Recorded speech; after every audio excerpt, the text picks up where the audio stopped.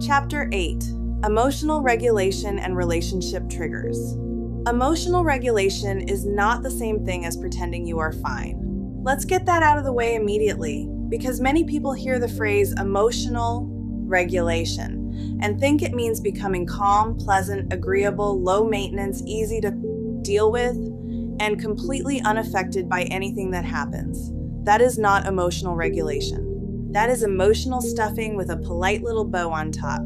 Emotional regulation is the ability to feel what you feel without being completely controlled by it. It does not mean you never get angry. It does not mean you never cry. It does not mean you never feel jealous, disappointed, scared, overwhelmed, rejected, embarrassed, defensive, or needy. It means you can begin to notice your emotions, understand what they may be, connected to, and choose how to respond with more awareness.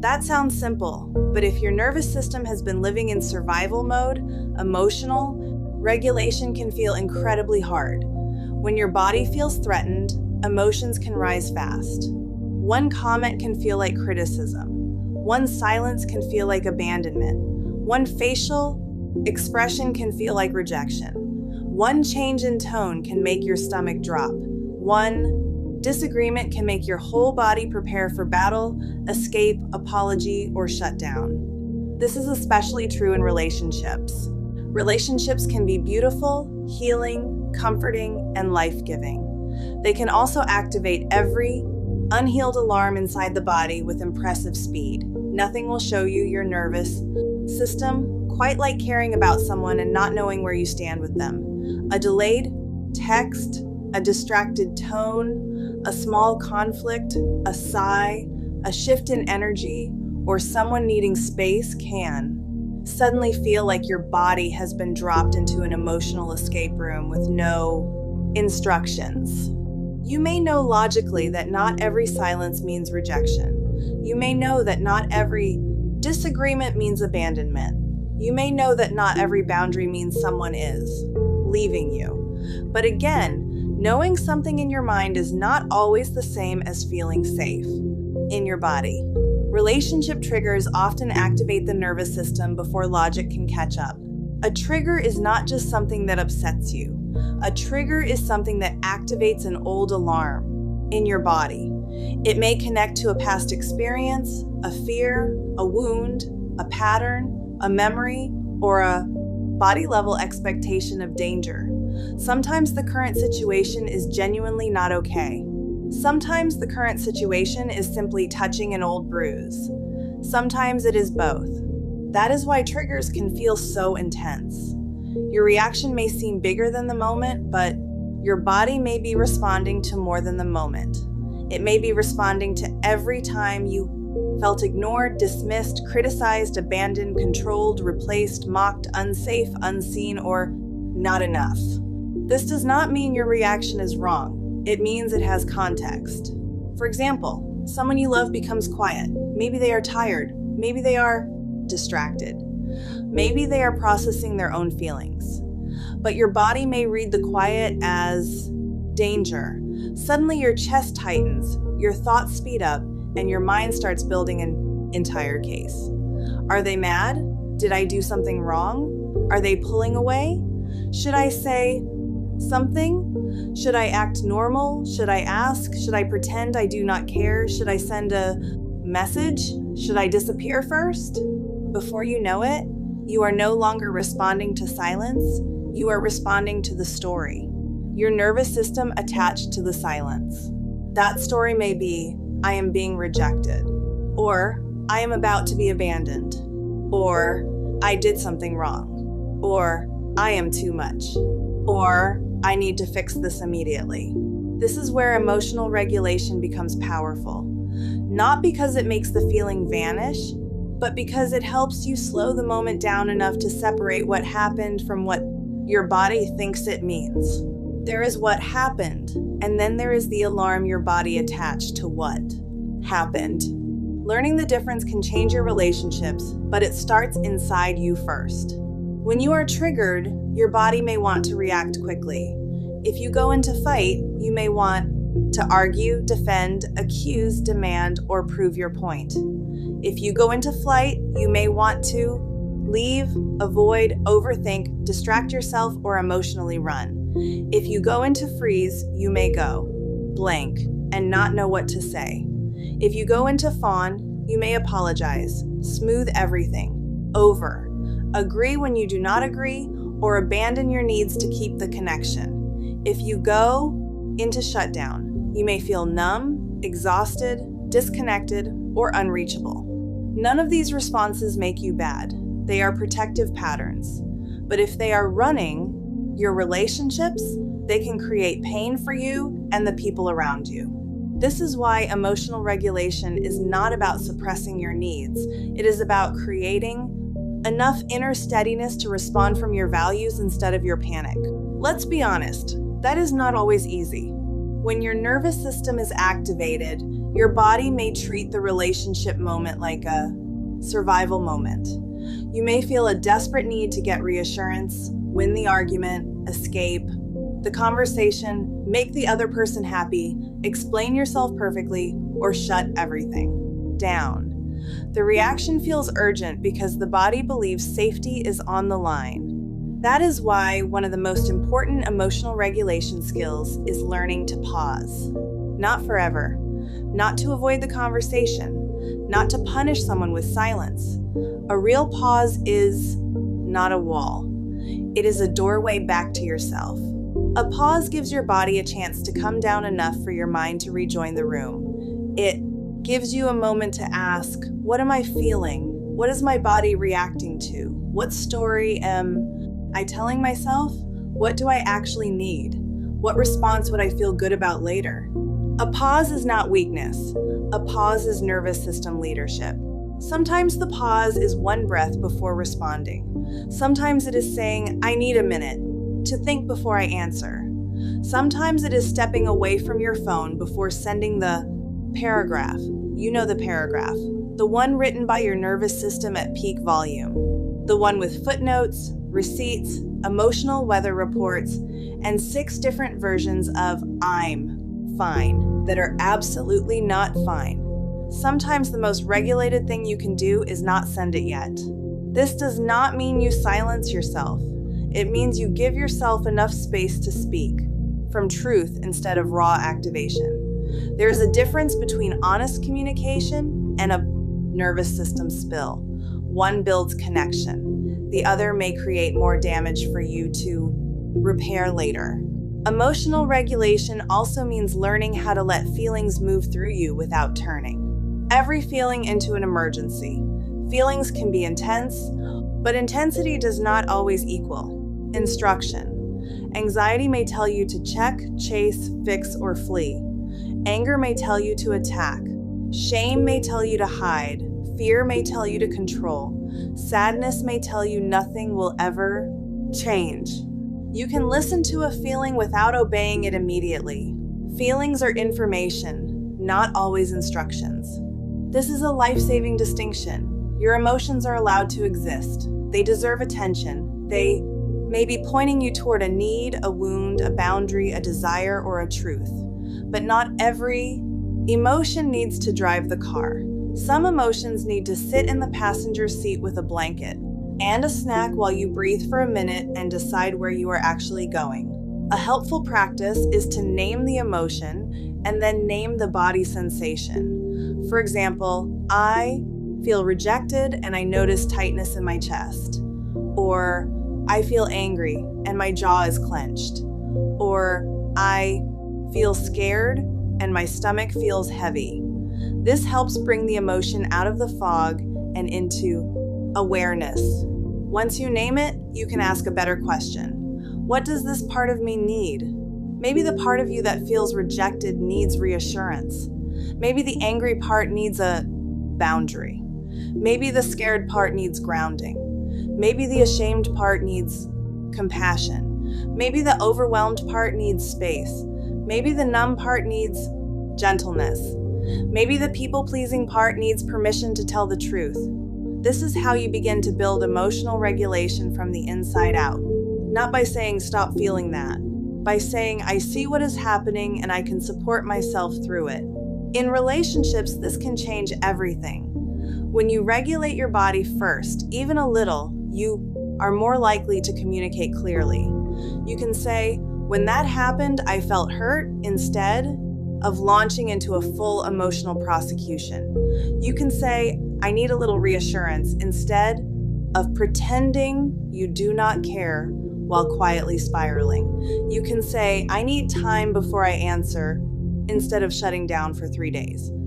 You can say, that does not work for me, instead of saying yes and resenting it. Healthy communication is much easier when your nervous system does not think you are about to be emotionally eaten by wolves. This is not about being perfect in relationships. You are going to have messy moments. You are going to say things awkwardly. You are going to react sometimes and understand it later. You are going to have days where the pause arrives after the reaction instead of before it. That still counts as progress. A lot of healing happens in the after moment, the moment when you realize I was triggered, the moment when you can come back and repair, the moment when you can say I reacted from fear, the moment when you can take responsibility without drowning in shame, the moment when you can learn your pattern instead of using it as proof that you are impossible to love. Repair is part of regulation. You do not need to become someone who never has reactions. You need to become someone who can recognize, support, and repair them with more honesty. That is what builds trust with yourself and with other people. Now, let's talk about one of the sneakiest relationship triggers, tone. 60. A tone of voice can send the body into orbit. Someone can say a perfectly normal sentence with a slightly different tone, and suddenly your nervous system is seated in a courtroom wearing reading glasses. It starts analyzing everything. Was that irritation? Are they upset? Did I do something? Are they pulling away? Should I ask? Should I pretend not to notice? Should I match their tone? Should I become the world's most agreeable person until the threat passes? If tone is a trigger for you, it may be because your body learned to track emotional changes in others to stay safe.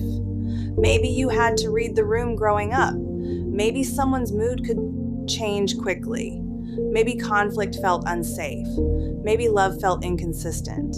Maybe you learned that the sooner you noticed a shift, the sooner you could prepare, prevent, please, or protect yourself.